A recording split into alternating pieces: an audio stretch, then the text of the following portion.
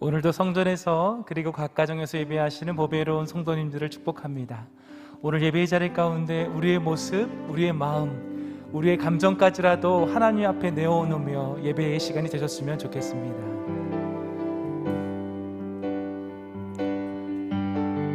나의 생명을 드리니 주 영광 위하여 사용하옵소서. 내가 사는 날 동안에 주를 찬양하며 기쁨의 제물 되리. 나를 받아주소서.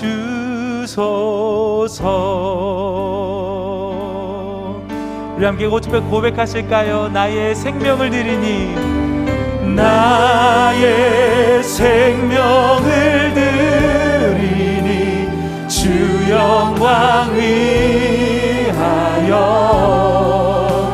사용하옵소서. 내가 사는 날 동안에 주를 찬양하며 기쁨의 제물 되리. 나를 봐. 우리 한번 더 고백합니다. 나의 생명을 드리니 주 영광 위하여 사용하옵소서. 내가 사는 날 동안에 주를 찬양하며 기쁨의 제물 되리. 나를 받아주소서.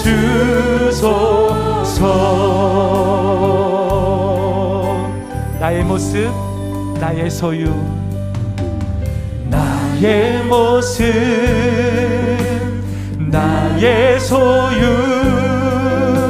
주님 앞에 모두 드립니다. 모든 아픔, 모든 기쁨, 내 모든 눈물 받아주소서.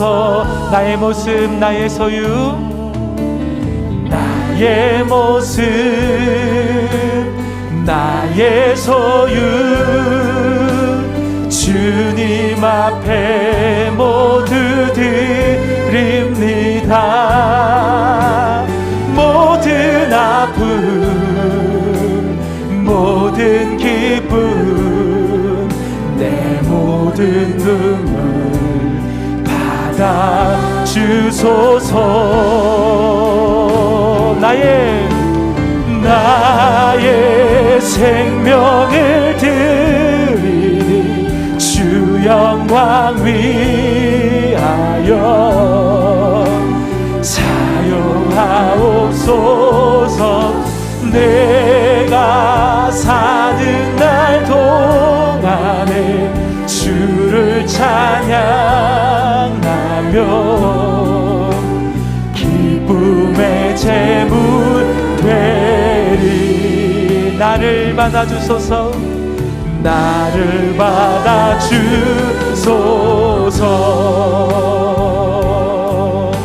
어제 일과 내일 일도, 어제 일과 내일 일도 꿈과 희망 모두 드립니다. 모든 소망, 모든 계획, 내 손과 마음 받아주소서. 어제 일과 내일 일도, 어제 일과 내일 일도 희망 모두 드립니다. 모든 소망 모든 계획 내 손과 마음 받아주소서. 우리 모두 함께 두 손을 들고 고백합니다. 나의 생명을 드리 주 영광 위하여 사용하옵소서. 내가 사는 날 동안에 주를 찬양하며 기쁨의 제물 되리. 나는 우리 주님 앞에 모든 것 내어놓으며 나의 생명을 드리 주 영광 위하여 사용하옵소서. 내가 사는 날 동안에 주를 찬양하며 기쁨의 제물 되리. 나를 받아주소. 나의 생명을 드리 주 영광 위하여 사용하옵소서. 내가 사는 날 동안에 주를 찬양하며 기쁨의 제물 되리. 나를 받아주소서. 나를 받아주소서.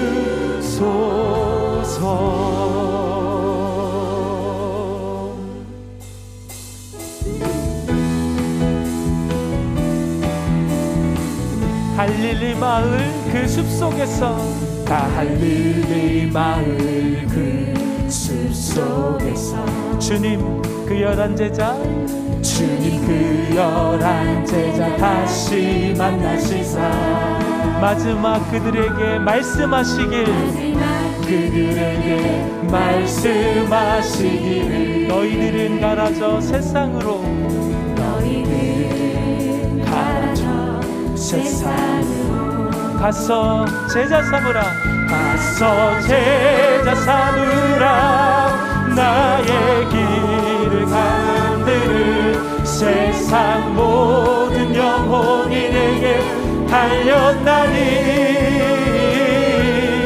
가서 제자 삼으라 나의 길을 가르치라 내가 너희와 항상 함께한 다시 한번 고백하십니다. 갈릴리 마을 그 숲속에서 갈릴리 마을 그 숲속 주님 그 11제자 주님 그 11제자 다시 만나시사 마지막 그들에게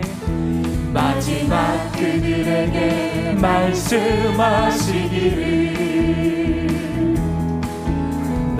오늘 우리에게 들려주시는 그 음성을 들으며 나아갑니다. 가서 제자 삼으라 가서 제자 삼으라 세상 모든 사람들 세상 모든 영혼이 내게 달렸나니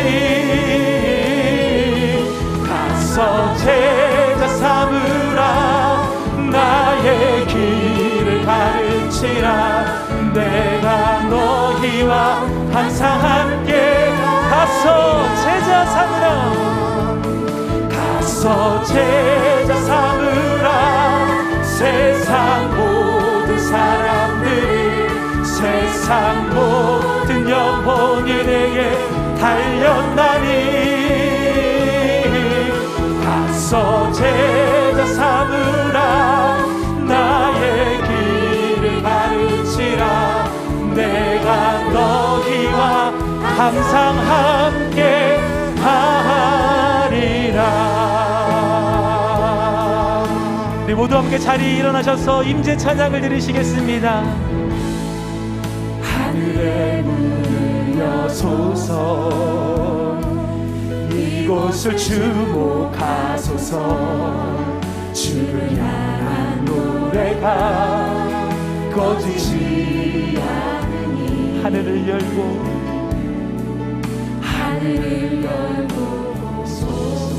이 시간 모든 예배의 자리마다 이곳에 임재하소서. 주님을 기다립니다. 기도의 향기가 주여 임재하소서. 주여 임재하여 주소서.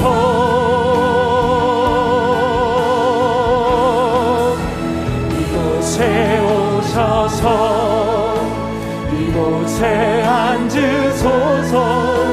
이곳에서 드리는 예배를 받으소서. 주님의 이름만이, 오직 주의 이름만. 우리 모두 함께 두 손을 들고 고백하십니다. 이곳에 오셔서 이곳에 앉으소서. 이곳에서 드리는 예배를 받으소서. 주님의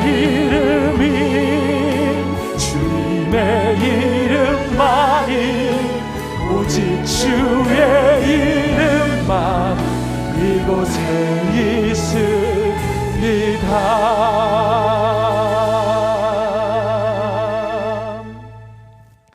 사도신경으로 우리의 신앙을 고백하겠습니다. 나는 전능하신 아버지 하나님, 천지의 창조주를 믿습니다. 나는 그의 유일하신 아들 우리 주 예수 그리스도를 믿습니다. 그는 성령으로 잉태되어 동정녀 마리아에게서 나시고 본디오 빌라도에게 고난을 받아 십자가에 못 박혀 죽으시고 장사된 지 사흘 만에 죽은 자 가운데서 다시 살아나셨으며 하늘에 오르시어 전능하신 아버지 하나님 우편에 앉아 계시다가 거기로부터 살아있는 자와 죽은 자를 심판하러 오십니다. 나는 성령을 믿으며 거룩한 공교회와 성도의 교제와 죄를 용서받는 것과 몸의 부활과 영생을 믿습니다. 아멘. 함께 인사하시겠습니다. 사랑하고 축복합니다. 사랑하고 축복합니다.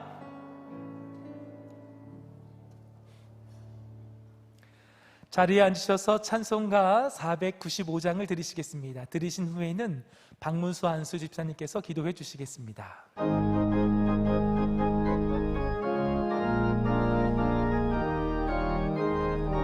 함께 손뼉 칠까요? 익은 곡식 거둘 자가 없는 이때에 누가 가서 거둘까? 내가 어찌 게으르게 앉아 있을까? 어서 가자 밭을 보내주소서. 보내주소서.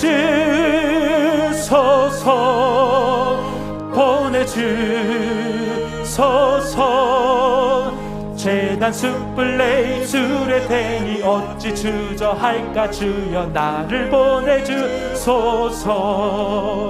주가 두루 다니시며 일꾼 부르나 따르는 자 적도다. 보라 주의 사랑하는 익은 곡식을 어서 거두러 가자. 보내주소서.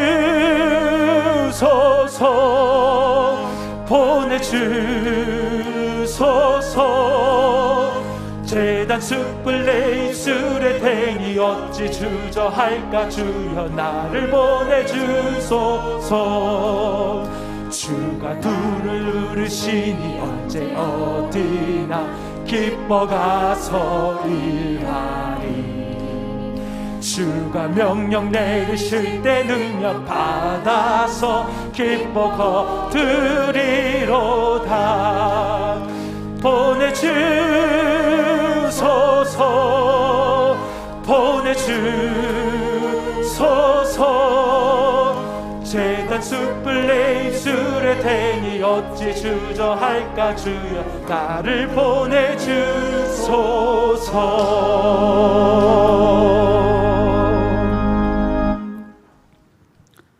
나 여호와가 시온의 모든 황폐한 곳들을 위로하여 그 사막을 에덴같이 그 광야를 여호와의 동산같이 하였나니 그 가운데에 기뻐함과 즐거워함과 감사함과 창화하는 소리가 있으리라. 아멘. 우주 만물의 창조주이시고 인간의 생사화복을 주관하시는 하나님 아버지, 지난 한 주간의 코로나19 대유행 속에서도 지치고 고난 우리 삶 속에 찾아오셔서 우리의 피난처가 되어주시고 우리의 안식처가 되어주신 존귀하신 하나님 아버지의 성호를 찬양합니다. 이 시간 사막 같은 심령으로 광야와 같은 모습으로 성전과 각 가정과 각 처소에서 드려지는 예배가 의례적인 종교 활동이 아니라 성도 한 사람 한 사람이 아버지 하나님 은혜를 사모하면서 영과 진리로 드려지는 예배되게 축복하옵소서. 내가 여호와께 아뢰되 주는 나의 주님이시오니 주밖에는 나의 복이 없다 하였나이다. 땅에 있는 성도들은 존귀한 자들이니 나의 모든 즐거움이 그들에게 있도다. 아멘.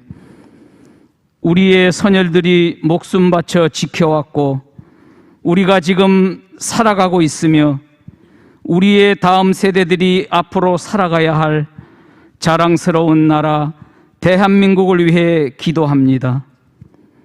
대한민국이 처해 있는 어려운 상황들을 다 아시는 주님, 이 땅에 다시 한번 회개의 기회를 주시고 회복의 기회를 주시고 다시 한번 부흥의 소망을 주시옵소서. 이 나라의 리더십들로부터 백성에 이르기까지 주님밖에는 복이 없음을 깨닫게 하시고 우리의 다음 세대에게 당당하게 물려줄 수 있는 멋진 대한민국이 될 수 있도록 도와주시옵소서. 너희는 귀를 기울이고 내게로 나와 들으라. 그리하면 너희의 영혼이 살리라. 내가 너희를 위하여 영원한 언약을 맺으리니 곧 다윗에게 허락한 확실한 은혜이니라. 아멘. 이 시간 하나님 아버지의 말씀을 대언하시는 담임 목사님을 영육간에 강건하게 하시고 목사님을 통하여 선포되는 말씀이 근심과 걱정으로 얼룩진 성도들에게는 화기를, 육신이 연약한 환우들에게는 생기를, 좌절과 절망하는 성도들에게는 용기를, 그리고 힘들고 지친 삶을 사는 성도들에게는 활기를 되찾게 하는 은혜의 시간이 되게 하옵소서. 만군의 주 되시는 하나님 아버지, 이 시간 특별히 기도하옵나니 코로나19 대유행 속에서 국민의 생명과 나라의 안전을 지키기 위해 밤낮으로 헌신하고 있는 방역팀과 의료진, 경찰관과 소방관, 국군 장병, 그리고 사회봉사자들의 헌신과 수고를 기억하시고 저들을 하나님 아버지의 강한 오른팔로 붙들어 주시옵소서. 예배를 시작합니다. 새벽부터 이 시간까지 예배를 위해 주차 봉사, 성전 방역, 안내, 찬양 등 이 모양 저 모양으로 정성을 다해 헌신하는 성도들의 손길들을 축복하여 주시고 드려지는 예배를 받아 주시옵소서. 지금도 우리를 향해 가서 제자 삼으라고 말씀하시는 존귀하신 예수님 이름으로 기도드리옵나이다. 아멘.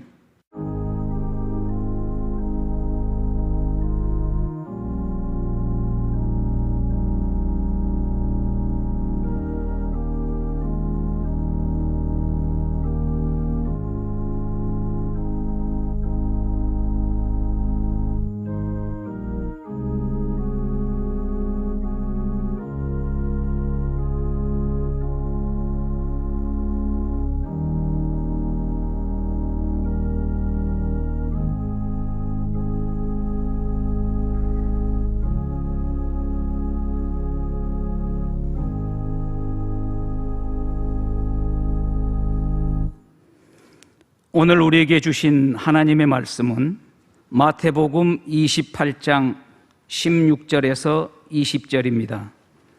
제가 가진 성경으로 신약 성경 53쪽에 있습니다. 찾으신 후 저와 여러분이 한 절씩 교독하시고 마지막 절은 합독하시겠습니다. 11 제자가 갈릴리에 가서 예수께서 지시하신 산에 이르러 예수를 배웠고 경배하나 아직도 의심하는 사람들이 있더라.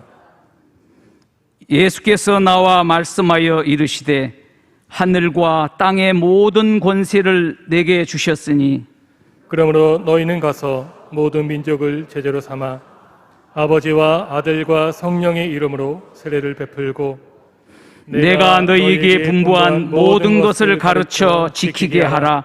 볼지어다 내가 세상 끝날까지 너희와 항상 함께 있으리라 하시니라. 아멘.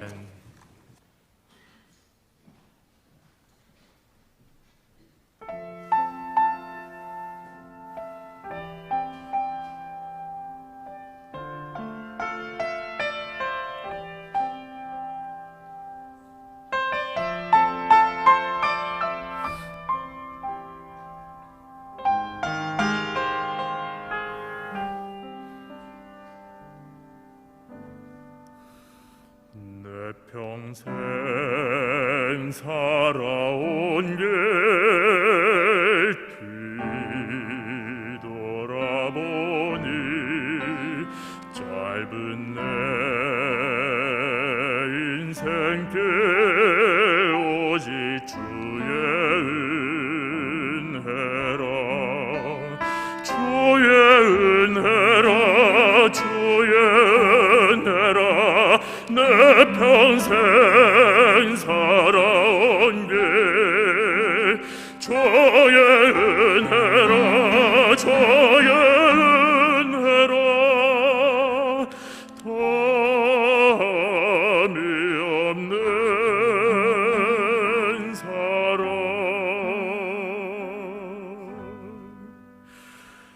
달려갈 길 모두 마치고 주 얼굴 볼 때 나는 공로 전혀 없도다 오직 주의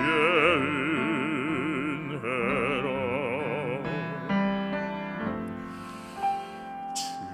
지금까지 지내온 것 주의 크신 은혜라 한이 없는 주의 사랑 어찌 이루 말하랴 자나깨나 주의 손이 항상 살펴주시고 모든 일을 주 안에서 형통하게 하시네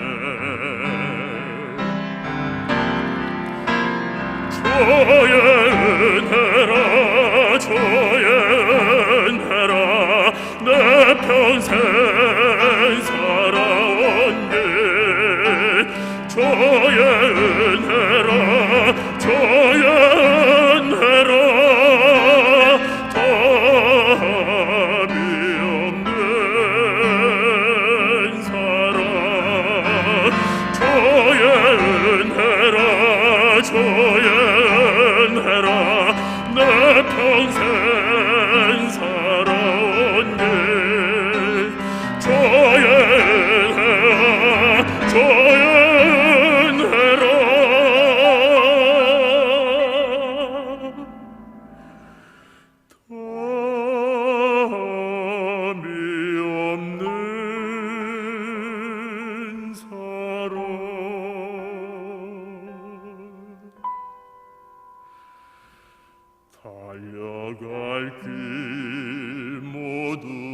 아침노 주 얼굴 볼 때 나는 공로 전혀 없도다 오직 주의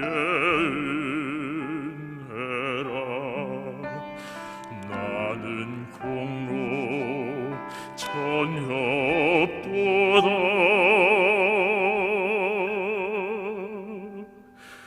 오직 주의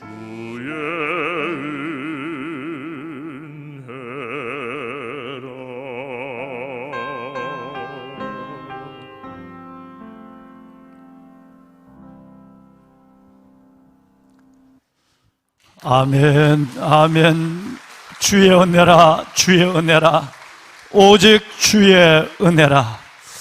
우리에게 은혜를 베푸시고 우리의 예배를 예배할 수 있는 환경과 건강과 믿음을 주신 하나님, 예배를 받으신 하나님 앞에 모든 존귀와 감사와 영광을 올려드립니다. 하나님 홀로 영광을 받아 주시옵소서. 할렐루야.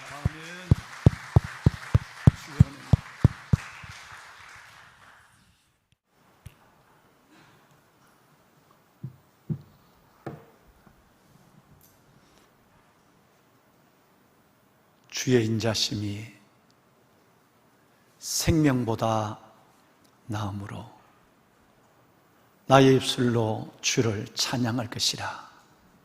이름으로 나의 평생의 주를 송축하며 주의 이름으로 말미암아 나의 손을 들리라. 아멘. 베푸신 하나님의 은혜가 얼마나 큰지, 우리를 향한 하나님의 사랑이 얼마나 위대한지, 주의 인자심과 긍휼, 그 은혜가 얼마나 놀라운지 시편 63편의 시편의 기자는 하나님의 그 인자심 때문에 내가 주님께 찬양을, 송축을, 손을 들 수밖에 없다라고 고백했습니다. 주의 날, 가을의 한중간 10월의 첫 주일을 주의 전에 나와 영과 진리로 예배를 드리는 보배로운 여러분 한 분 한 분 위해 아직도 가정에서 어려운 예배를 어떻게 하든지 집중해서 영과 진리의 예배가 될 수 있도록 마음을 모아가시는 믿음의 가족 모든 분들, 베델의 재단을 쌓는 그 가정 재단 위에, 본래는 우리 아들 승호가 찬양을 들었습니다마는 우리 승호 형제가 의사가 찬양을 할 수 없다라고 하는 진단을 받은 아이예요. 하나님께서 서울대학을 들어가고 찬양하며 하나님의 영광을 살겠다고 학교와 삶 전체가 서원의 삶을 들여졌는데, 그런데 목 구조 자체가 찬양을 하기 어렵다는 거예요. 담임 목사가 처음에는 놀랐지만 오랜 수개월을 우리 아들을 위해서 하나님께 기도했습니다. 그리고 아들에게 확신을 줬어요. 아들을 찬양을 멈추게 하려면 하나님께서 지금까지 그런 길로 인도하지 않았다고, 또 하나의 기적, 또 하나의 영광, 또 하나의 역사, 은혜를 경험할 하나님의 뜻이 있는 것 같다고. 여러분, 보통 1년 단위로 이렇게 변화되는 게 아니라 몇 달 단위로 아들의 영성이, 성향이, 여러분 이 음색이 더 놀랍고 은혜롭게 바뀌는 모습을 보면서 저 아들은 오늘 또 기적의 찬양을 부르고 있구나, 저 아들의 존재 자체가 기적이구나 라는 것을 느끼며 주의 인자심이 생명보다 나음으로 내 입술이 주를 찬양할 것이라. 이름으로 내 평생의 주를 찬양하며 주의 이름으로 말미암아 나의 손을 들리로다. 이 고백이 아들뿐 아니라 여러분 모두 속에 주신 은혜, 받은 은혜를 생각하며 드려지는, 저절로 드려지는 찬양과 고백이 될 줄로 믿습니다. 보배로운 여러분, 말씀드린 대로 10월 첫 주일, 10월 3일 오늘 주일 예배를 주 앞에 드리고 있습니다. 가정에서 예배를 드리기가 참 쉽지 않죠. 2년이 가까워지는 시간 속에서 이 예배가 계속되면서 정말 가정 예배가 영과 진리로 드려지기가 쉽지 않은 현장을 봅니다. 그러나 거룩한 몸부림으로 준비된 예배를 주 앞에 드릴 수 있도록 여러분의 가정이 진정한 베델이 될 수 있도록 여러분 마음을 수시하고 힘을 내셔야 합니다. 오늘 이 자리에 예배하는 여러분, 베들레헴 예배실에서 예배를 드리는 귀한 분들도 다음 주에는 제가 여러분들을 뵙지를 못하잖아요. 현장에서 말이죠. 5주, 때로는 7, 8주가 지나야 겨우 한번 하나님 앞에 예배할 수 있는 이런 방역의 조건 가운데 있지만 토요일 되면 온 가족이 모여서 주일을 준비하며 어둠의 영들의 결박과 예배를 방해하는 요소들을 다 물리치고 영과 진리로 산 제사, 산 베델의 제단이 될 수 있도록 사다리의 영광을 우리의 눈으로 볼 수 있도록 하나님께서 준비하는 마음이 필요합니다. 그 예배를 준비해서 하나님께 내일 드릴, 주일에 드릴 예배를 토요일 날 예물을 10의 1조와 감사 예물을 반드시 정해서 성경에 넣어두시고 주일날 아침이 되면 자녀들과 가족들이 함께 예배하면서 최소한 30분 전에는 예배의 자리에 나오셔서 입는 옷으로 예배하는 것이 아니라 물론 속옷으로 예배하는 분은 계시지 않을 걸로 믿습니다만은 여러분 옷을 정갈하게 입으시고 단정하게 입으시고 앉아서 주님, 내가 주께 왔습니다. 이 가정이 베델이 되게 하시고 열린 하늘의 사닥다리를 보게 하여 주옵소서. 말씀과 영으로 임하신 주님을 만나고 그 안에서 나를 만나주시고 만져주시고 나를 만들어 가시는 하나님을 다시 경험하는 주일의 아침이 되게 하옵소서. 그 마음을 갖고 가정에서 예배하시길 바랍니다.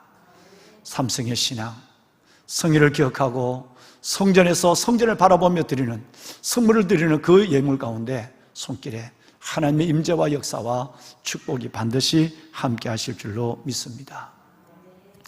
왕관의 보석 되신 사랑하는 여러분, 이 가을에, 이 깊어지는 가을에 10월 첫 주에 시 하나가 생각이 납니다. 여러분이 잘 아시는 릴케의 시입니다. 시의 내용은 이렇습니다. 주님, 어느덧 가을입니다. 지나간 여름은 참으로 위대했습니다. 태양시계 위에 당신의 그림자를 눕히고 광야로 바람을 보내주십시오. 1년의 마지막 실과가 열리도록 남극의 따스한 햇살을 이틀만 더 베풀어 주십시오. 여러분이 잘 아는 릴케의 가을시, 정말 이 가을시가 오늘 저 교회 밖에서 여러분 삶의 자리에서 가득 쏟아진 이 햇살을 보면서 이게 얼마나 고마운지,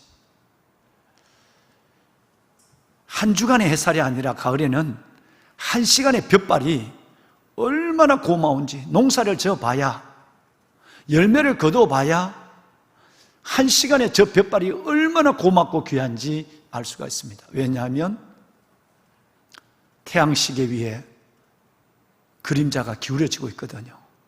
기울어지고 있으니까 여름처럼 장렬하는 태양은 아니고 여러분 따스한 태양 속에 모든 것들을 연결해 가니까 하나님 할 수만 있으면 올해의 1년의 마지막 과실이 열릴 수 있도록 따뜻한 남극의 태양을 이틀만 더 베풀어 주옵소서. 이런 소원을 가졌겠습니까? 그렇다면 우리에게도 이 가을에 어떤 열매를 가지고 우리는 하나님 앞에 나를 보일까? 어떤 열매를 가지고 나는 그 열매를 가슴에 안는 행복을 가지고 겨울을 시작할까? 여러분, 이 고민은 누구에게나 신이 아니라도 문학가가 아니라도 그 거룩하고 아름다운 소박한 열매의 꿈은 있다고 저는 그렇게 생각합니다. 그렇습니다. 보석 같으신 사랑하는 귀한 성도 여러분, 삶의 열매와 하나님 앞에 내어드릴 전도의 열매, 내가 영혼을 구원하는 일에 있어서 쓰임받은 이 전도의 열매를 가지고 주님 앞에 섰을 때 주님은 내 삶을 후회 없는 삶을 살았다고 격려해 주실 것이고, 그리고 뿐만 아니라 그 열매를 통해서 하나님께 영광이 되고, 그리고 우리 스스로가 제자된 삶을 살았다고 스스로를 인정할 수 있는 그런 놀라운 은혜가 있을 것입니다. 예수님이 말씀했으니까요. 요한복음 15장 8절 하나님의 말씀에 보시면, 너희가 이 가을에 너희의 삶의 영혼에 열매가 가득하면, 너희의 열매를 많이 맺게 된다면 내 아버지께 영광이 되고, 그리고 너희가 내가 열매를 보면서 넌 내 제자야, 주님이 우리를 제자됨을 인정할 것이라는 말씀을 일찍이 예수님께서는 요한복음 15장에 말씀을 했거든요. 이 가을 그저 떨어지는 낙엽처럼 내 인생과 삶을 그렇게 헛되이 보내지 않고 삶의 증거, 넘어서 이제 삶의 내용과 전도의 열매를 가지고 하나님을 기쁘게 해드리는 열매 있는 저와 여러분이 될 수 있기를 한번 기도하는 이 아침이 되었으면 좋겠습니다. 여러분, 열매가 있다고 하는 것은 나무가 있다는 것이고, 나무가 있다는 것은 그 나무에 무성함이 어떤가, 즉 가지의 무성함과 잎의 무성함에 따라서 열매를 맺었지만 그 열매가 얼마나 아름답고 실한 열매인가를 결정하는 것은 가지와 잎사귀에 놓여 있는 것입니다. 만약에 여름에 가지가 무성하거나 가을이 될 때에 벌써 일찍이 낙엽이 잎을, 여러분 나무가 잎을 버려버리게 된다면, 떨어지게 된다고 한다면 열매가 가지에 감나무처럼 달려있다 할지라도 이 열매는 감나무를 제외하고는 별로 당도가 없습니다. 맛이 없습니다. 열매가 떨어질 때까지 끝까지 잎이 가지에 붙어 있어야 됩니다. 무성해야만 됩니다. 하나님은 우리 교회의 이름을 두고 예레미야서 17장에 벌써 이 말씀을 우리에게 매우 두 가지를 구체적으로 말씀을 하셨어요. 무릇 여호와를 의지하며 하나님을 의뢰하는 그 사람은 복을 받을 것이라. 그는 시냇가에 심은 나무가 뿌리를 강변에 벗치고 더위가 올지라도, 여름에 더위가 올지라도 두려워하지 아니하고, 뭐가 청청하며? 잎이 청청하고, 가무는 해도 걱정이 없고 결실이 그치지 아니함과 같아 라고 말씀했어요. 여기에 열매를 끝까지, 열매가 떨어질 때까지, 열매를 딸 때까지 두 가지가 필요하다는 것을 말합니다. 여름에 그 뜨거운 여름, 아까도 릴케예 씨의 지나간 여름은 위대했습니다. 우리는 더위를 쫓는다 바빴지만 하나님은 이 어마어마한 열매를, 이 어마어마한 자연을 만들어 가느라고 하나님은 위대한 손짓을 보냈다는 거예요. 형이상학적인 시죠, 이 시가. 그처럼 더위의 그 무더운 여름 속에서도 나무와 잎사귀는 무성해야 되는 거예요.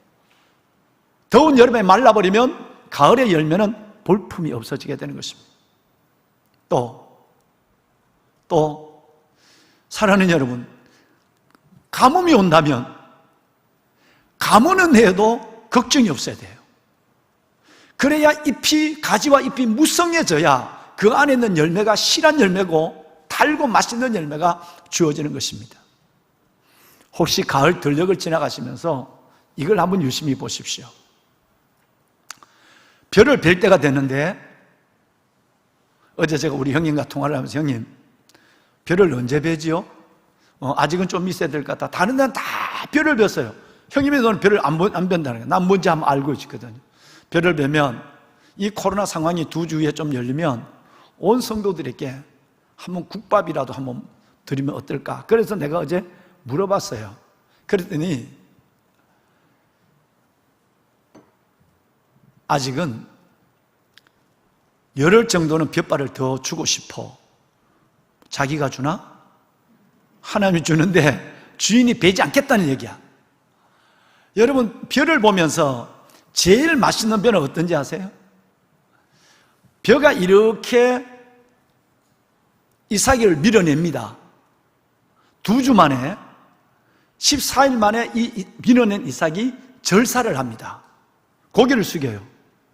이때에 이삭이 고개 숙이는데 그 이삭 뒤에 한 개의 볏잎, 새파란 볏잎 하나가 끝까지 서 있는 논을 보시면 그 농사는 정말 잘 된 거예요. 그 벼는 기름이 자르르 흘러요. 벌써 식사하시고 싶죠?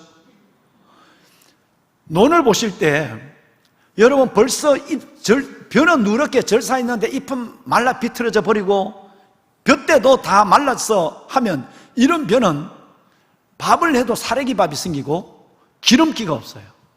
마지막 벼가 별 때까지 파란 한 대, 이삭 하나의 잎만 하늘을 향해 좁비하게 서 있으면 이 푸른 잎사귀가 마지막까지 그 벼를 연글게 만들어서 여러분 벼 소출도 많아지고 밥을 해놓으면 여러분 그저 맨밥만 먹어도 김치에서 먹어도 맛있어요.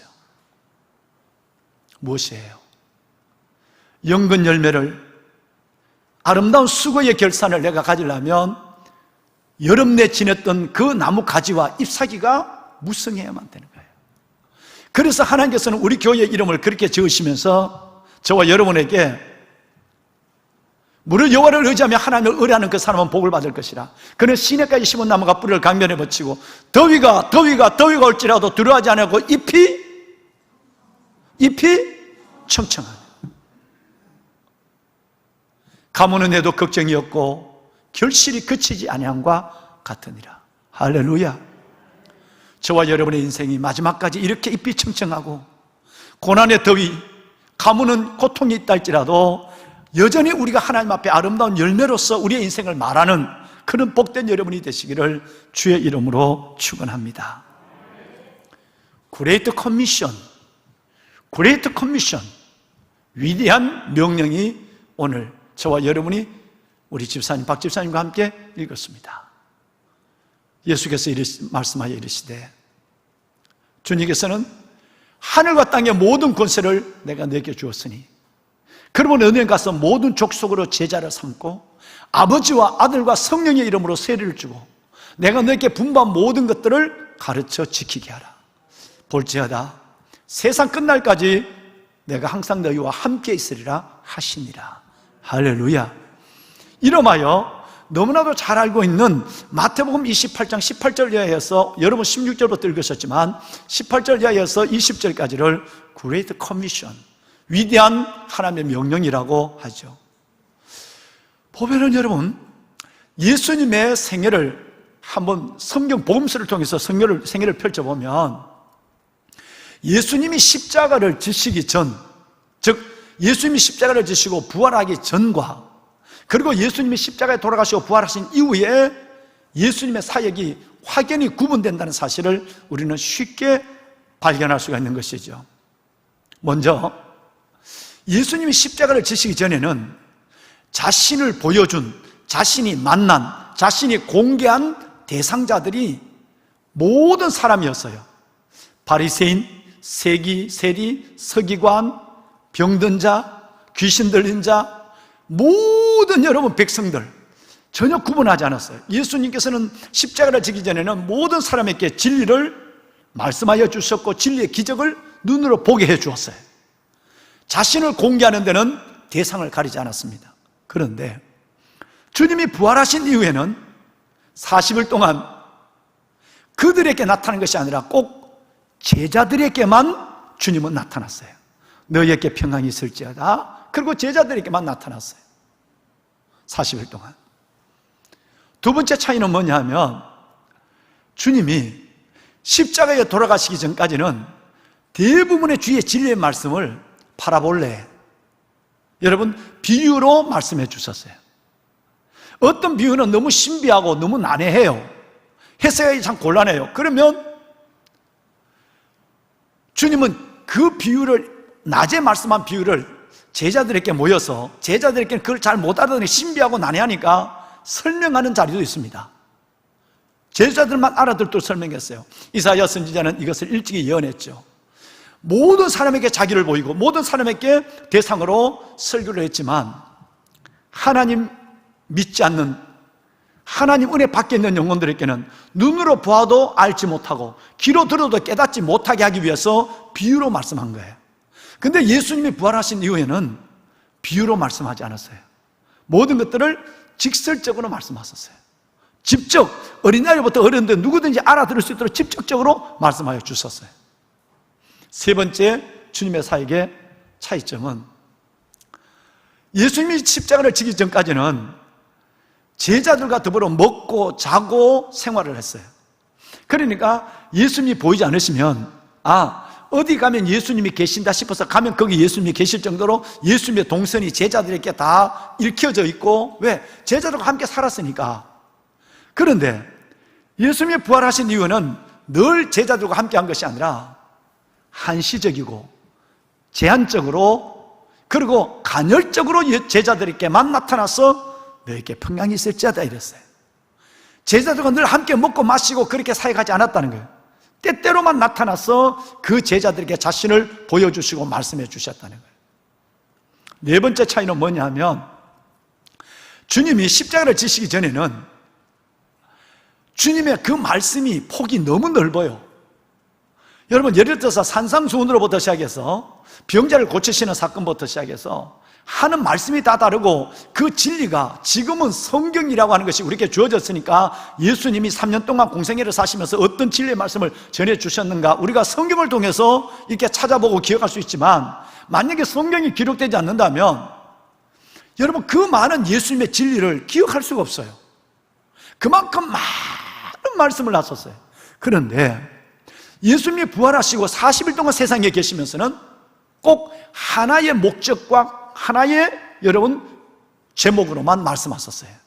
이게 뭐냐 하면 너희는 위로부터 주시는 성령을 받아 능력이 힘입혀서 나의 증인이 되라, 나의 제자가 되라, 나의 전도자가 되라, 삶의 선교사가 되라 라고 하는 한 가지의 메시지만을 가지고 40일 동안 주님은 결국적으로 만났을 때도 마찬가지시고 오늘 읽으신 말씀처럼 승천하시기 전에도 너희는 능력을 받을 때까지 이 성에 머물러 있으며 능력을 받으면 온 사마리아 땅끝까지, 유대부터 사마리아 땅끝까지 해서 나의 증인이 되라, 한 가지의 주제만 말씀하셨어요.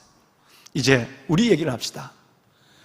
황금의 보석 같으신 사랑하는 여러분, 여러분과 제가 이 자리에 오늘 예배하시는, 가정에서나 성전에 예배하는 이 자리가 이 두 가지를 다 갖고 계신다는 사실에 대해서 여러분 얼마나 행복하고 얼마나 대단한 하나님의 은혜를 받았다는 사실을 여러분 기억하셔야 된다는 거예요. 부활하신 예수님은 누구에게만 나타났어요? 제자들에게. 오늘 또 주님께서는 여러분들에게, 제자들에게, 그리스도 예수 안에 있는 하나님의 자녀되고 제자된 여러분들에게 오늘 주님은 오늘 이 예배자로 여러분을 초청해서 이 자리에서 하나님께서는 말씀하고 계십니다. 두 번째, 수많은 진리의 말씀은 성경 안에 다 있고 오늘 주님은 40일 동안 계시면서 마지막 승천하실 때 남기신 한마디가 뭐냐면 그레이트 커미션, 제자된 여러분들에게 복음을 전해라, 전도자가 되어라, 복음의 증인이 되라고 하는 이 말씀은 우리들에게만 주신 거예요. 때로는 부담스럽긴 하지만 이것은 제자가 아니면 주님을 마음대로 예배하고 만날 수 없고, 제자가 아니면 복음의 증인되라는 이 말씀을 들을 수 없는, 부활의 주님이 제자들에게만 했으니까 이 말씀을 오늘 이 아침 여러분들이 예배 안에서 설교를 통해서 하나님의 음성을 내 말로 듣고 있다는 사실을 기억하시면서 여러분이 복받은 하나님의 자녀임을 인정할 수 있기를 바랍니다. 아멘입니다. 보배로운 귀한 성도 여러분, 그런데 주님은 우리들에게 전도자가 되라, 복음을 전해라, 꼭 전도해라 라고 하는 말씀을 하면서 3년 동안 내가 말씀했지, 들었지, 눈으로 보았지, 더 이상 얘기하면 잔소리지. 그리고 주님은 떠나가지 않았어요. 3년 동안도 말씀을 해놓으시고, 그리고 12제자와 70문도를 그들이 보내시는 이 훈련을 다 해놓으시고도 마지막에 제자가 되라고 말씀하시면서 그냥 우리를 세상 한복판으로 삶의 자리에서 내모은 것이 아니라 놀라운 말씀을 하나 줬어요. 오늘 여러분이 읽으신 18절 말씀에 보면 내가 하늘과 땅의 모든 권세를 내게 주셨으니 그랬어요. 자, 이 말씀을 봅시다. 예수님이 하늘과 땅의 모든 권세를 받았습니다. 어떻게 받았을까요? 여러분, 하나님의 보호자로부터 나오는 그 놀라운 권세를 하나님의 보좌로부터 나오는 그 놀라운 권세를 예수님이 받으시고, 예수님은 십자가의 그 말씀에, 하나님 말씀에 순종함으로 십자가를 지시고 부활함으로 말미암아 하나님의 그 놀라운 창조와 변화와 치유와 회복의 권세를 예수님은 온전히 소유하게 됐어요. 그래서 그 권세를 오늘 예수 그리스도 그리고 하나님 아버지를 믿는 우리들에게 본인이 받으신 그 권세를 우리들에게 주시며 너희는 가서 나의 증인으로 제자로 복음 전도자로 살아라, 이렇게 말씀한 거예요. 즉 우리는 제자가 될 뿐 아니라 하나님이 예수님에게 주신 그 권세를 우리가 받았다는 사실을 여러분 확신하셔야 됩니다. 할렐루야. 자, 그러면 또다시 예수님의 십자가 전의 사건과 한 가지를 보면서 우리가 받은 은혜와 권세가 얼마나 큰지를 알아야 돼요. 예수님이 십자가 돌아가시기 전에도 12제자를 2명씩 짝지어서 전도하러 보냈어요. 각 말과 촌으로 보냈는데, 그때 마태복음 10장 1절 말씀에 보면 제자들을 보내면서 세 가지 일을 위해서, 첫째는 여러분 귀신을 내쫓고, 두 번째는 병과, 그리고 세 번째는 약한 것들, 모든 마음의 상처까지 약한 것들을 고치시기 위해서 보냈어요. 보낼 때 하나님 아버지의 보좌로부터 받았던 신령한 신성한 능력, 선한 능력을 그 제자들에게도 줬다는 말씀이 10장 1절에 보시는 대로 나와 있습니다. 그렇죠? 그런데 말입니다, 귀하신 여러분, 제자들이 십자가 전에 받았던 능력이 요 정도라면 예수님이 고난을 당하시고 하나님께 순종함으로 고난을 당하시고 부활하신 이후에 하나님께 받아서 성천하시면서 우리에게 주신 그 권세는 어마어마한 권세입니다. 이 말은 여러분들은 제자보다도 더 귀한 권세를 받으셨다, 이 말이에요. 제자들이 흉내내지 못한, 제자들이 요만한 십자가 전에, 부활 전에 있는 권세를 가지고 갔어도 귀신들이 나가고 하나님의 병이 고쳐지고 놀라운 역사가 하나님 나라가 확장되었는데, 지금 우리가 예수님이 우리를 각 민족에게 제자를 삼아라 보내시면서 주신 그 주님의 권세는 그 제자들이 받았던 권세와는 비교도 안 되는 거예요. 우리 존경하는 이진석 선교사님 네 분, 이 권세가 선교사님 네 분에게 임한 줄 믿으시기 바랍니다. 오늘 우리 이진석 선생님 잠깐 좀 일어나, 두네 분 잠깐 좀 일어납시다. 그동안 여러분 정말 그 죽음, 그 브라질에 얼마나 많은 사람이 죽었습니까? 그런 가운데도 선교의 자리를 지키다가 여기 와서 백신을 맞으시고, 이제 다시 이번 주에 이 선교지 아마존 밀림으로 떠나가시는 우리 이진석 선교사님 네 분, 정말 잘 가서 사역을 하시도록 선교사님 잘 가십시오. 우리가 기도로 섬기겠습니다. 물질로 섬기겠습니다. 그 선교에 두네 분만 하는 것이 아니라 우리가 함께 선교사로 우리가 함께 있겠습니다 하는 마음을 담아서 우리 두 분, 우리 박수로 환송합시다. 네, 선교사님 잘 가십시오. 네, 잘 가십시오. 네, 잘 가십시오.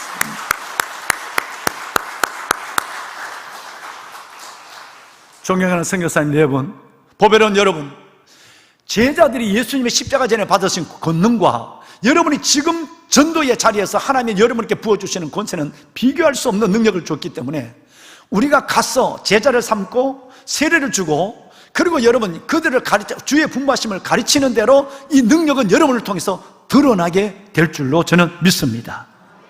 보배로운 여러분, 이 능력이 있기에 우리는 그저 예수님의 이름으로 예수 믿으십시오. 주님이 당신을 사랑합니다. 당신은 주님 안에 행복할 이유가 있습니다 라는 말씀만 하더라도 하나님이 여러분의 말씀에 권세를 주니까 그 권세 속에 수많은 영혼이 하나님 앞에 영접과 변화, 구원과 역사가 일어나는 은혜를 우리 눈으로 보게 될 것입니다. 전도하셔야 됩니다. 에스겔 골짜기의 마른 뼈들, 그 마른 뼈들을 향하여 에스겔서 37장 4절 이하에서 6절 말씀에 보면, 너는 아무것도 하지 말고 그 마른 뼈들, 즉 소망도 없고 생명도 없는 그 영혼을 향하여 너는 내 말을 대언하라. 나를 대신해서 말하기만 하면 너의 속에 둔 능력, 권세가 그들을 살아있게 만들리라. 그들이 살아나리라 라고 얘기해요. 여러분, 살아나리라. 너는 대언하라. 하나님의 증인으로 전도자로서 가서 말을 하기만 하면 하나님은 뼈를 살리는 그 마른 뼈들을 하나님께서 소망과 생명의 하나님의 군대를 일으키는 것은 하나님이 하신다는 거예요. 하나님의 능력과 권세가 우리와 함께 하겠다는 것을 말씀하고 있는 것입니다. 그렇습니다. 광야와 메마른 땅에 기뻐하며 사막이 백합화처럼 피워 즐거워하며. 여러분, 예수가 없는 이 세상은 광야입니다. 예수가 없는 이 세상은 사막입니다. 이 사막 가운데 죽어가고 있는 수많은 영혼들이 우리를 기다리고 있고, 여러분들과 저의 입술로 삶으로 예수 그리스도를 증거할 때에 그 광야가 여러분 메마른 땅이 기뻐하고 사막이 백합화처럼 피워 즐거워하는 그들의 가정과 삶과 영혼이 살아나는 놀라운 역사를 주시겠다고 일찍이 여러분 이사야서는 그렇게 우리에게 약속해 주었습니다. 보배로운 여러분, 이 사명이 우리에게 있음을 아셔야 합니다. 전도는 우리 주님의 위대한 명령입니다. 전도는 우리의 소명입니다. 눈을 들어보면 예수 믿어야 살 사람 참 많습니다.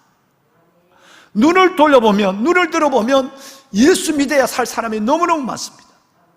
그 예수를 믿게 하는 방법은 바로 저와 여러분이 그 예수의 방법이 되어야 되는 것입니다. 우리 교회 아까 일부 예배부터 의사분들이 많이 오셨는데, 우리 교회 여러분들, 우리 의사 집사님들, 그들은 가만히 있어도 환자가 옵니다. 치료할 때에 주님 사랑하십시오, 주님이 우리 선생님을 사랑합니다, 한마디만 해도 그들은 이 선생님 예수 믿나 봐 이러지만 그 말씀 속에 하나님의 역사하잖아요. 우리 교수 수많은 영혼들이, 그들의 마른 뼈 같은 영혼들이 광야와 메마른 땅에 기뻐하며 즐거워하며 백합화처럼 피어나는 환상은 우리를 통해서만 하나님이 이루시겠다고 말씀하여 주었어요. 왜? 예수 믿어야 살 사람들이니까. 다 예수 믿어야 살 사람들이니까 그런 것입니다. 저는 에스겔서를 읽으면서 하나님 앞에 언젠가 오래전에 큰 은혜를 받은 예가 있습니다. 에스겔서 18장 말씀을 보시면요, 끝까지 예수를 거부하고 하나님을 부정하고 여러분 죽기를 원하는 악한 자랄지라도, 아주 죽는 것이 결정됐어요, 지옥이 결정됐다 할지라도 하나님은 그 사람이 예수를 안 믿고 지옥 가는 걸 하나님이 기뻐하지 않는데, 그 사람이 누구를 통해서라도 스스로 돌아서서 예수 믿고 구원받기를 원한다는 말씀이 예레미야 17, 에스겔 18장의 말씀에 기록되어 있습니다. 그렇습니다. 방송실을 좀 도와주면 좋겠어요. 예. 주 여호와의 말씀이니라. 죽을 자가 죽는 것도 내가 기뻐하지 아니하느니라. 너희는 스스로 돌이키고 살지니라 그랬어요. 예수님은 지옥 갈 사람이 마땅히 여러분 진멸 속에 있는 사람도 죽기를 원하지 않습니다. 저와 여러분을 통해서 이 영혼을 구원하시기를 원한다는 거예요. 그렇습니다. 에스겔서 3장을 보시면, 인자야, 내가 너를 이 민족의 파수꾼으로 세웠다. 너는 가서 나를 대신하여, 하나님을 대신하여 그들을 깨우치라, 이렇게 됐어요. 우리는 누구냐면 와처예요. 파수꾼이에요. 하나님을 대리한 사람, 하나님을 대신한 사람이에요. 내가 너를 세웠다, 내가 너를 나의 보혈로 구원한 이유는 너가 가서 나를 대신해서 그들을, 너 민족을, 너 이웃을, 너의 가족을 깨우치는 것이 내가 너를 구원한 이유야. 하나님이 나를 구원한 이유는 내가 믿고 구원받은 것으로 끝나는 것이 아니라 그들을 제자로 삼고 하나님의 사람으로 세우는 목적, 이것이 바로 하나님을 나를 부르신 소명의 끝이라고 말씀하고 있는 거예요. 그런데 여러분, 저는 8절 말씀을 보며 옛날에, 이전에, 아주 오래전에 저는 소름이 끼쳤어요. 깜짝 놀랐어요. 7절 말씀은, 인자야, 내가 너를 이 민족의 파수꾼으로 세웠나니 너는 가서 내 입에 말을 듣고 나를 대신하여 그들을 깨우치라는 말이에요. 너는 나를 대신해서 그들을 살리는 자가 되어라, 그들을 구원시키는 전도자가 되어라는 이 말씀인데, 이거는 몇 명의 은사를 받은, 전도의 은사를 받은 사람이 하거나 몇 명의 전도자만 하는 얘기가 아니라 우리 모두가 해야 될 일이에요. 왜냐하면 8절이 그것을 말씀하고 있기 때문입니다. 8절을 우리 천천히 다 같이 한번 읽어보실까요? 우리 한번 읽어봅시다. 저는 이 말씀을 처음 보는 순간 몸이 떨렸어요. 함께 읽습니다. 가령 내가 악인에게 말하기를 너는 꼭 죽으리라 할 때에 내가 깨우치지 아니하거나 말로 악인에 일러서 그 악한 길을 떠나 생명을 구원하게 하지 아니하면 그 악인은 그의 죄악 중에서 죽으려니와 내가 그의 피를 내 손에서 찾을 것이고. 여러분, 이 성경을 읽으실 때 이전에도 보셨지만 어떻게 보십니까? 나는 이것을 볼 때 저는 떨었어요. 하나님을 믿지 않는 사람이 있어요. 여전히 죄를 반복한 사람이 있어요.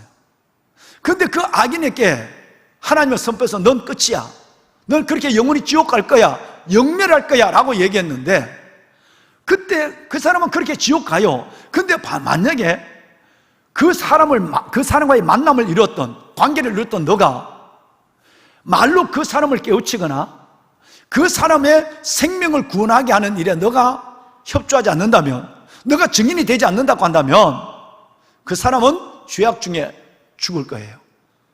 영멸할 게 지옥에 갈 거예요. 그러나 그 사람은 죄악 중에 지옥 가지만 진짜 무서운 것은 그 사람의 피값을 누구에게 찾는다고요? 너에게 찾겠다. 여러분, 이 말씀이 그냥 들리십니까? 저는 이 말씀을 듣는 순간에 너무 충격을 받아서 한동안 멍해져 버렸습니다. 한동안 멍했어요. 우리가 하나님 앞에, 여러분, 우리가 내가 말을 하지 않고 내가 얘기를 했는데 정말 예수 믿어야 됩니다. 예수 안에 생명이 있습니다. 예수가 진리입니다. 예수가 부활입니다 라는 이 말을 내가 만남을 가졌는데도 안 했다면 그 사람이 죄악 중에 죽을 때, 영원히 지옥 갈 때에 하나님의 그 피값을 내게 찾겠다고 하는 이 말이 그냥 얘기로 들려지지 않는 거예요. 우리에게는 전도의 사명이 이토록 놀랍다는 것입니다. 어떻게 그러면 우리는 이 복음을 전할까요? 오늘 성경은 친절하게도 4가지를 딱 정해줬어요. 첫째는 가야 합니다. 여기 사업하시는 분들은 저절로 있어도 사람들이 오지만, 그러나 뜻을 가지고 누구를 전도하겠다면 그 사람에게 특별한 관심과 사랑과 기도를 가지고 가야만 하는 거예요. 가는 겁니다. 두 번째는 제자를 삼는 겁니다. 그들이 교회에 나오는 것으로 만족하지 말고 그들이 여러분처럼 그리스도 예수의 제자로 설 수 있기까지 끝없는 기도와 관심으로 그들을 섬겨야 됩니다. 그 다음에 세 번째는 여러분, 이들에게 세례를 베풀어야 됩니다.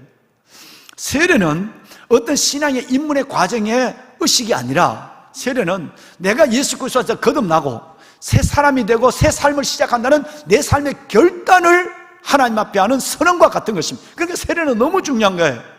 만약에 지금까지 세례를 받지 않는 분이 있다면 이번 가을과 겨울 성탄절이 되기 전에 세례를 꼭 받았었으면 좋겠어요. 세례를 주는 것, 이건 의식이 아닙니다. 자기의 선언이요 결단입니다. 마지막 네 번째는 가르쳐 지키게 해야 됩니다. 여러분, 가르치려면 가르칠 수 있는 제자가 내가 먼저 돼야 되겠죠. 우리가 골로새서 1장 28절 말씀은 일찍이 저와 여러분이 익히 알고 있습니다. 내가 그를 전파하여 각 사람을 권하고, 내가 예수를 전파하여 각 사람을 권하고 모든 지혜로 각 사람을 가르치면 각 사람을 그리스도 안에서 완전한 자로 세우려 함이니, 이를 위하여 나도 내 속에서 능력으로 역사의 역사를 따라 힘을 다하여 수고하노라. 할렐루야. 귀하신 여러분, 내가 그를 전파하여 각 사람을 권하고 교회에 나오라고, 예수 믿으라고 전파하고 권하고, 여기서 끝나는 것이 아니라 그 다음 바보도 각 사람을 가르치면 그랬어요.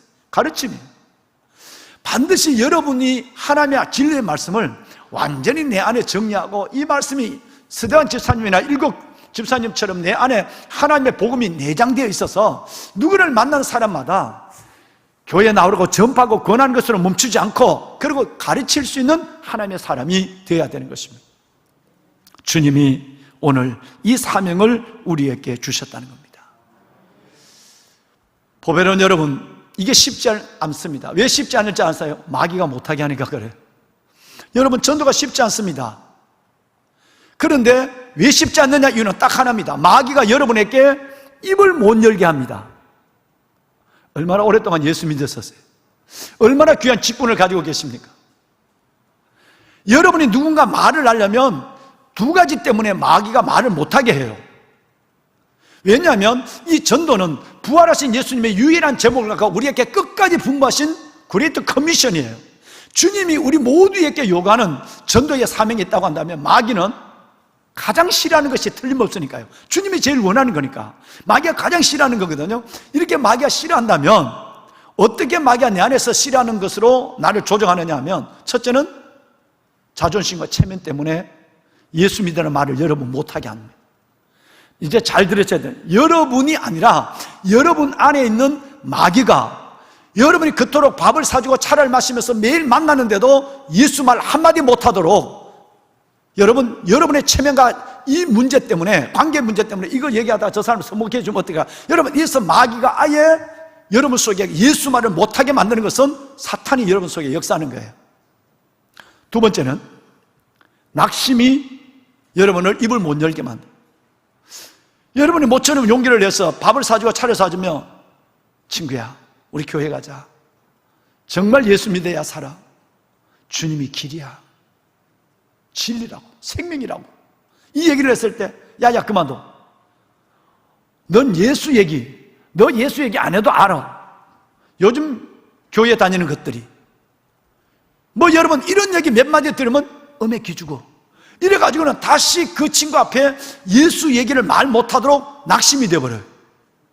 마귀는 이 두 가지예요. 하나는 체면, 관계성 문제, 하나는 여러분 낙심의 문제를 갖고 여러분들이 계속적으로 우리가 그를 전파하지 못하도록, 그를 권하지 못하도록, 가르치는 것은 그 다음이니까 우리가 그를 전파하여 각 사람을 권하고 이 두 가지를 아예 안 되도록 하는 것은 사탄이 여러분에게 입이 그렇게 띄어지지 않아.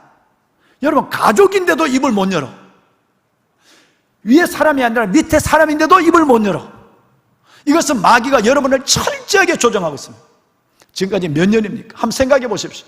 언제부터 여러분이 입을 못 대고 있습니까? 예수 믿은 지 몇 년이고 직분을 받은 지 몇 년입니까? 이것은 사탄이 여러분들에게 철저하게 이 두 가지를 갖고 입을 못 열게 만들고 있는 거예요. 오늘 이 사탄의 결박이 말씀하여 진리 안에 풀어질 줄로 믿습니다. 여러분 이제 남은 하나님께서 여러분을 통해서 여러분이 하나님의 방법이 되어서 여러분이 전도자가 되고 증인이 되고 제자가 되어서 여러분을 통해서 이 땅에 하나님의 백성들이 수많은 영혼이 구원받는 이 환상이 현실로 눈으로 드러날 수 있기를 원합니다. 말씀을 마무리하겠습니다. 귀하신 여러분, 그런데 여러분이 그렇게 용기를 갖고, 즉 사탄이 내 입을 자꾸 못 열게 하는 것들을, 체면적인 문제, 자존심의 문제, 관계성의 문제를 깨어내고, 그리고 낙심의 문제, 그래도 또 그 얘기야. 그래, 그만큼 주님이 너를 사랑하기 때문에 또 얘기하는 거야. 이렇게 낙심하고 계속 권하고 전파하고 권한다 할지라도 그 친구가 교회를 나오지 않는, 예수를 믿지 않는 이유들이 있어요. 뭐 때문일까요? 먼저 믿는 우리가 여러분 넘어선 제 삶을 살지 못했어요. 그야말로 삶의 증거를 보이지 않았는 거예요. 하나님께서 이 교회가 코로나 오기 전에 2016년도 하나님은 저희에게 4월 달에 안식년을 보내면서 하나님은 7대 비전을 줬어요. 나는 코로나라는 이런 시대가, 예배 드리지 못하는 이런 시대가 올 줄 꿈에도 생각 못해요. 여러분도 마찬가지일 거예요. 근데 하나님의 1번이 뭐냐면 예배 회복입니다. 예배 드리지 못하는 시대가 온다는 거예요. 그때 내가 알곡과 죽정이를 가린다는 거예요. 그래서 여러분 1번이 2017년도 1월 달에 여러분과 나눈 첫 번째가 예배 회복입니다. 두 번째가 말씀의 부흥입니다. 예배를 못 드리면서 에베소서, 빌립보서, 골로새서, 로마서 하나님의 말씀을 지금 600명에 가까운 분들이 90일의 기간을 갖고 성경을 통독하고 있습니다. 말씀의 부흥을 하나님은 이 시간에 신의 한 수로 일으킵니다. 성전의 기도가 회복되고, 여러분 새벽 기도가 회복되는 기도 회복이 일어나고 있어요. 네 번째가 뭐냐면 복음 전도입니다. 복음 전도예요. 다섯 번째가 삶의 증거인데, 네 번째와 다섯 번째는 손바닥과 등이에요. 복음을 전한다면 반드시 넘어선 자의 삶, 덕성을 가지고 있어야 됩니다. 내가 손해보고 희생하는 섬김이 내 안에 있다고 한다면, 아무리 들려주는 복음이 내게 있다 할지라도 그들은 들려주는 복음 가지고 내가 용기를 가지고 또 얘기하고 또 얘기해도 그들이 쉽게 하나님 앞에 나오지 못하는 이유는 제대로 예수를 믿는 삶의 증거를 못 봤으니까 그런 거예요. 삶의 증거예요. 즉 따라합시다. 들려주는 복음, 보여주는 복음. 우리가 하나님 앞에 복음의 전도자가 되어서 여러분 이 복음을 계속 들려준다 할지라도, 용기를 갖고 계속 들려준다 할지라도 그들의 눈에 보여지는 복음이 없다고 한다면 이들은 쉽게 주님 앞에 나오기 어렵습니다. 이것은 성경이 일찍이 예언했어요. 왜냐하면 디모데후서 4장 3절 말씀에 보면 사람들이 마지막 때가 되면 귀가 가리워서 바른 교훈을 받지 않는데, 여러분이 아무리 좋은 얘기해도 안 듣는데, 천국을 얘기해도 듣지 않는데, 영생을 얘기해도 듣지 않는데요. 그런데 보배는 여러분, 그들이 진짜 예수 믿는 삶을 보면 그들을 믿게 되는 것입니다. 그래서 바울 사도는 자기의 경험을 내세워서 이 얘기를 먼저 말하고 있어요. 바울 사도는 내가 나와 같이 모든 사람을, 모든 일에 모든 사람을 기쁘게 하되 나의 기쁨을 구하지 아니하고 오히려 많은 사람들 어떻게 하면 저 사람을 유익하게 할까? 나의 희생, 섬김, 덕성, 엑스트라 마일.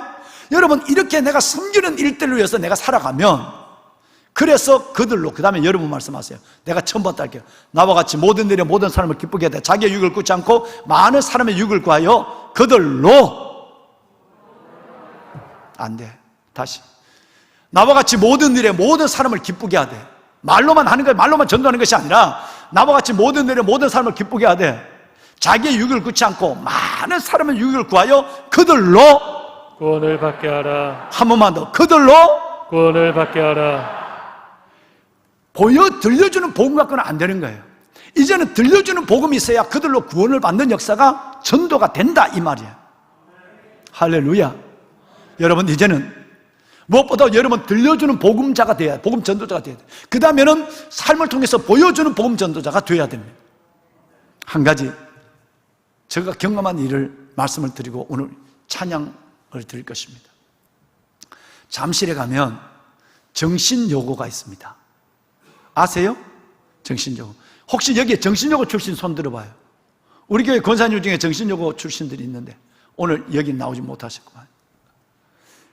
미션스쿨이에요. 크리스찬 학교예요. 오랜 역사의 전통을 가지고 있어요. 거기에 나온 인재들도 많습니다. 그런데 그 정신요고에서 제가 대령 때 한 학기를 시작할 때 예배를 드려요. 그러니까 정신요고 강당에 다 못 들어오니까 두 반을 나눠서 두 번 설교를 해야 돼. 그러니까 한 학기 시작할 때에 시작 예배를 드리고 개학 예배를 드리고 마칠 때 종강 예배를 드려요. 근데 내가 종강 예배에 초대를 받았어요. 대령 때. 그 군복을 입고 갔어요.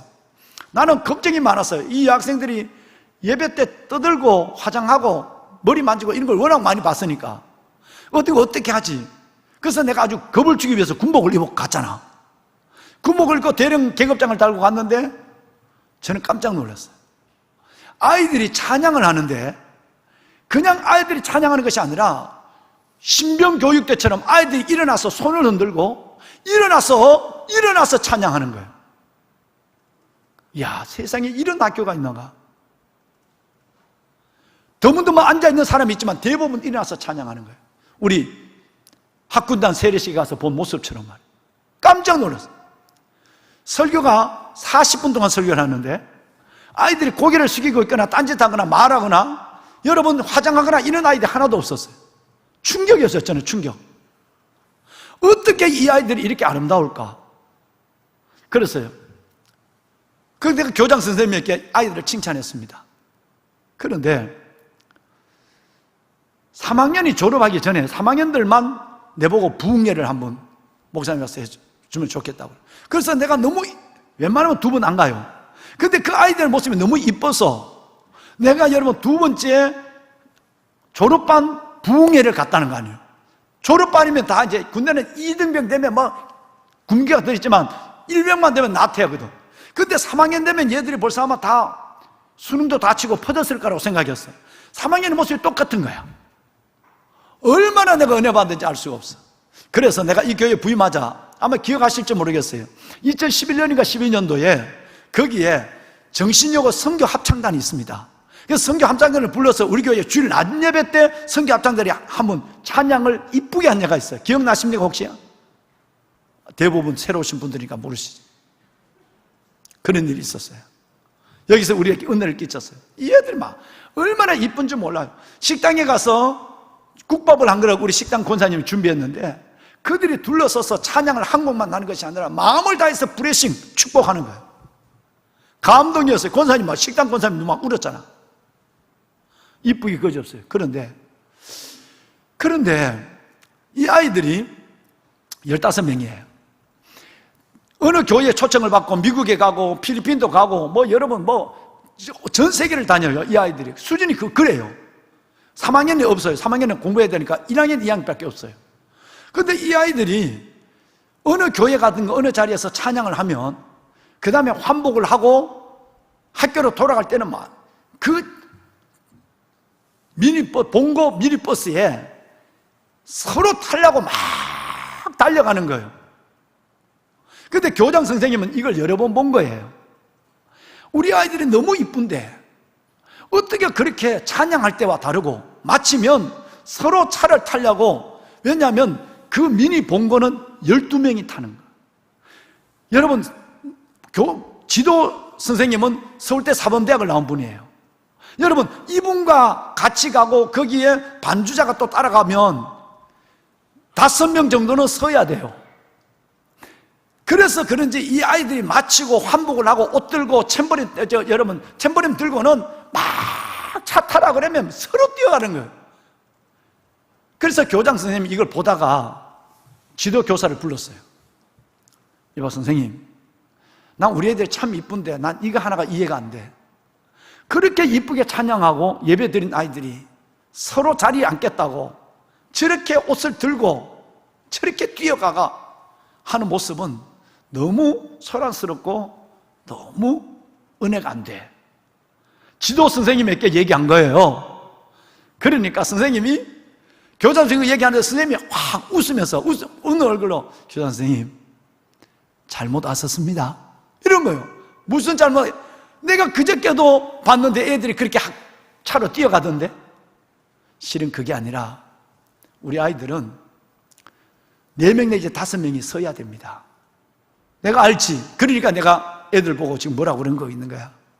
그래서 우리 아이들은 빨리 달려가서 먼저 차 타는 사람이 앉는 게 아니라 먼저 간 사람 아이들이 5명이 서는 거예요. 뭔 얘기인지 지금 이해가 됩니까? 달려가는 차로 막 봉고버스로 달려가는 거는 먼저 앉으려고 하는 것이 아니라 자기들끼리 규정을 정했어. 왜? 대부분 2학년 언니들이 앉고 1학년들이 돌아가면서 서. 그리고 먼저 간 사람이 앉아. 그리고 2학년 언니들이 오면 또 자리를 비켜주는 이런 예가 생기니까 아예 자기들이 뭐냐면 우리가 먼저 가는 사람이 서고 늦게 오는 사람들이 앉자 이렇게 된 거예요. 먼저 간 사람 5명 빼내놓고 그때부터는 앉는 거예요. 이걸 자기들이 규정을 정한 거예요. 우리는 거꾸로 한다. 우리는 거꾸로 한다. 찬양하는 대로 산다 라는 거예요. 교장 선생님이 충격을 받아버린 거예요. 진짜 그런가 싶어서 그 다음에 한번 봤더니 진짜예요. 애들이 가는데 누가 제일 먼저 가느냐 하면 1학년은 지금 얼마 안 되니까 옷을 한복하고 챙기는데 자기가 챙기는 거 해요. 근데 2학년은 벌써 1년 동안 훈련되니까 벌써 자기가 벌써 2학년이 제일 먼저 뛰어가는 거예요. 왜? 설라고 가는 거예요.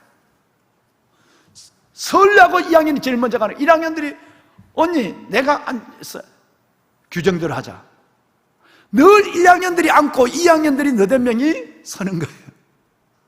교장 선생님이 충격을 받은 거예요. 내가 그 예배 때 가서 예배 분위기에 충격을 받은 것처럼 그 지도 선생님 얘기를, 사범대 출신 선생님 얘기를 듣고 충격을 받아요. 그래서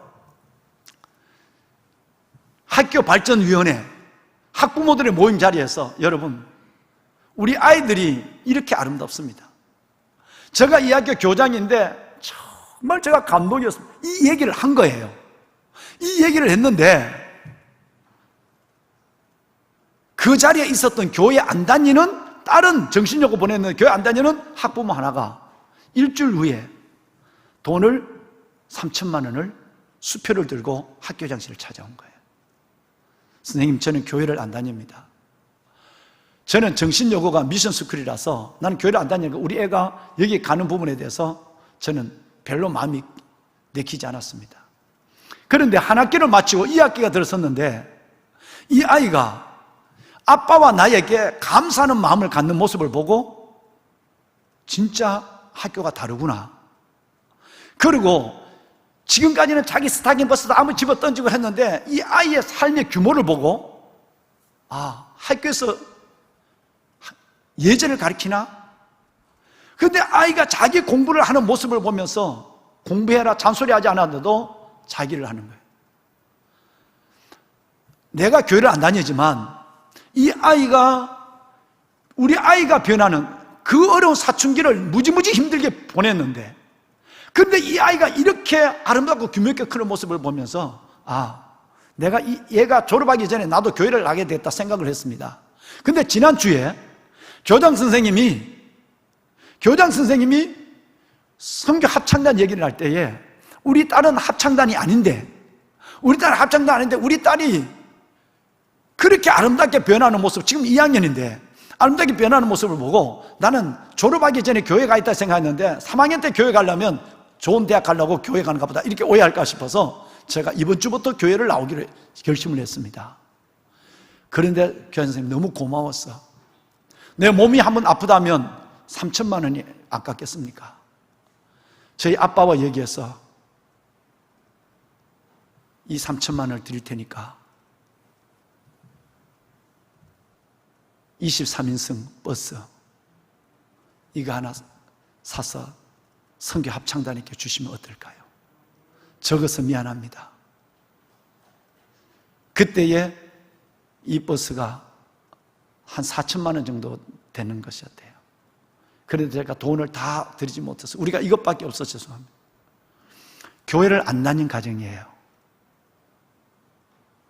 딸이 변하는 모습과 선교 합창단의 그 교장 선생님의 학교 발전위원회에서 얘기하는 그 얘기를 듣고 나는 애가 졸업할 때쯤 교회 가는 것이 아니라 아예 3학년 올라갈 때 2학년 때 내가 교회 가야지 라는 마음이 돼서 교회를 오면서 했다는 거예요. 여러분, 저는 그 이야기를 듣고 너무너무 감사했어요. 말로만 하는 복음은 능력을 잃어버릴 때가 있습니다. 반드시 들려주는 복음이 있으면 누구를 통해서라도 보여지는 복음이 있을 때 그들로 구원을 받는 역사가 일어나는 거예요. 이 일을 위해서 하나님께서 저와 여러분을 예수의 피값으로 저와 여러분을 먼저 구원했어요. 어마어마한 복음의 빚을 갖고 있습니다. 이제 우리는 정말 기도하고 하나님의 주신 능력대로 만나는 사람마다 예수를 전하고 그리고 내 삶을 보여줌으로 그들을 주님 앞으로 인도해내는 이 민족의 이 시대의 파수꾼이 되는 귀하고 보배로운 여러분이 되기를 담임 목사가 진짜 간절한 마음으로 축원합니다. 우리 찬양 한번 합시다. 아니야, 찬양하지 마세요. 찬양은 나중에 목사님. 우리 인사 한번 해야 되겠어요. 가족이 있는 가정에 예배드리면 다 일어났어요. 가정, 여러분 말고 가족에 예배드리면 다 일어나서 가족끼리 안아주시면서 이렇게 인사해야 돼요. 여러분들은 이렇게 두 사람 이상 인사하는 거예요. 마스크를 하셔도. 우리는 보내심을 받은 사람들입니다. 이렇게 인사하는 거예요. 두 사람 이상 인사하셔야 돼요. 자, 시작. 우리는 보내심을 받은 사람들입니다. 우리는 보내심을 받은 사람들입니다. 할렐루야. 보내심을 받은 사람들. 여러분, 오늘 예배가 끝나면 그 다음 예배는 2시 반이에요. 이 말은 여유가 있다 그 말이에요. 담임 목사도 저 뒤에 가서 여러분 환송하지 않을 겁니다. 이 자리에 그대로 앉으셔서 오늘 여러분께 전해진 이 말씀을 생각하시면서 하나님, 제자로 살겠습니다. 삶의 선교사가 되겠습니다. 복음 전도자가 되겠습니다. 증인으로 살겠습니다. 이 말씀을 안고 최소한 5분, 10분이라도 기도하시는 여러분, 가실 때는 늘 하신 것처럼 소독, 방역 크리넥스 가지고 앉은 자리를 닦고 정리해 주시면 다음에 바로 2시 반에 청년들이 오늘 연합 예배를 여기서 드리게 됩니다. 꼭 기도하시고 가시라는 부탁을 여러분께 지금 드리고 있는 것입니다. 그렇게 하시겠죠? 예, 그렇게 해주시기 바랍니다. 그러면 광고부터 먼저 하겠습니다. 오늘 제가 119 새생명 축제 선포식을 합니다. 오늘이 12월 3일입니다. 7주 후에 11월 21일 날 여러분들이 품고 가서 전도한 영혼들을 주님 앞으로 인도할 겁니다. 그때도 방역 조치가 이렇게 되면 온라인으로 등록할 거예요. 아니면 좀 풀려지면 그들은 다 초청하게 될 것입니다. 새생명 축제 올해는 정말 일케이 씨처럼 1년의 마지막 과실을 하나님께 보일 수 있는 저와 여러분이 될 수 있기를 바랍니다. 한 명 전도합시다. 정말 전도합시다. 보내심을 받은 자의 삶을 사는 거예요. 저 부분이 여러분 10월 18일부터 2주 후입니다. 10월 18일부터 목사님 주세요. 감사합니다. 10월 18일부터 야베스 기도가 21일 동안 시작됩니다. 사전에 군부를 많이 떼놓으면 하나님 이 가을에 풍성한 응답의 열매가 쏟아지게 될 줄로 믿습니다. 다시 은혜의 자리로 여러분을 초대합니다. 먼저 한 2주 동안 충분히 기도하시라고 싶어서 광고를 드립니다. 코로나 상황이 어렵습니다만은 여러분 지금처럼 시편 91편 말씀을 붙잡고 지존자의 은밀한 곳에 거주하고 전능자의 그늘 안에서 하나님이 이 심한 전염병에서 여러분을 지켜주시기를 축원합니다. 아멘. 오늘 새로 오신 분이 계십니다. 우리 엄원용 집사님이신데 전영란 집사님이 인도하셨어요. 어디 계십니까? 예, 엄원용 집사님. 네. 환영합니다. 박수로 우리 한번 환영할까요? 네, 주의 이름으로 환영합니다. 네, 감사합니다. 예, 잘 오셨습니다. 예, 주의 축복이 가득하시기 바랍니다. 네, 우리 유승연 성도님이신데 박인승 권사님 인도하셨어요. 온누리 교회를 다니셨다고 오시는데요. 자, 유승연 성도님 어디 계십니까? 환영합니다. 네, 어서 오세요. 잘 오셨습니다. 네, 주의 이름으로 환영합니다. 그 계란이 한 꾸러미밖에 안 되는데요. 그래도 그 계란이 대단한 계란입니다. 정말입니다. 계란에 비린내 안 나는 계란은 지구상에 처음입니다. 비린내 안 나는 계란을 드세요. 그것은 특별한 하나님의 방법으로 닭을 먹이니까 그런 거예요. 드시고 건강하시고 큰 믿음 가지고 주님을 영화롭게 하는 귀한 분들이 되시기 바랍니다. 네, 감사합니다. 우리 아까 말씀드린 이진석 선교사님 아까 우리가 환송을 했습니다만은 꼭 여러분 기도해 주시기를 바랍니다. 네, 감사합니다. 네, 감사합니다. 혼자 왔어요? 같이 왔어요? 네, 같이 왔어요. 예, 젊은 부부인데 아주 다음 세대 우리 교회와 한국을 책임질 젊은이로 지금 양육하고 있는 우리 젊은이들이에요. 예. 우리 연집사님 어디 있어? 연집사님 일어나봐. 연집사님 어디 있어? 저기 있어요. 왜 뭐 천사 번호표가 그러니까 한 사람은 부인은 저 3층에 남편은 여기 이렇게 떨어져 앉는데 여러분의 가슴 속에 다음 세대 젊은 세대가 설 수 있도록 젊은 세대를 위해서 기도해 주시길 바랍니다. 오늘 담임 목사가 청년들 설교하도록 그렇게 하겠습니다. 네, 우리 선교사님 잘 가서 큰 사이 이루십시오. 네, 다시 한번 우리 한번 박수 한번 날까요? 네, 선교사님 감사합니다. 네. 우리 아들 또 왔네. 우리 아들 또 왔네. 아들도 한번 일어나봐. 멋진 아들.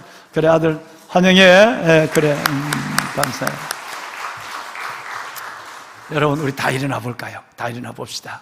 아까 우리 박수를 치며 했는데 후렴부터 하겠습니다. 네, 후렴부터 좀 가서 제자 삼으라부터 한번 부르고 제가 축복 기도로 여러분을 마지막 섬기겠습니다. 우리에게 손뼉치며 찬양합니다. 가서 제자 삼으라 세상 모든 사람들을 세상 모든 영혼이 내게 달려나는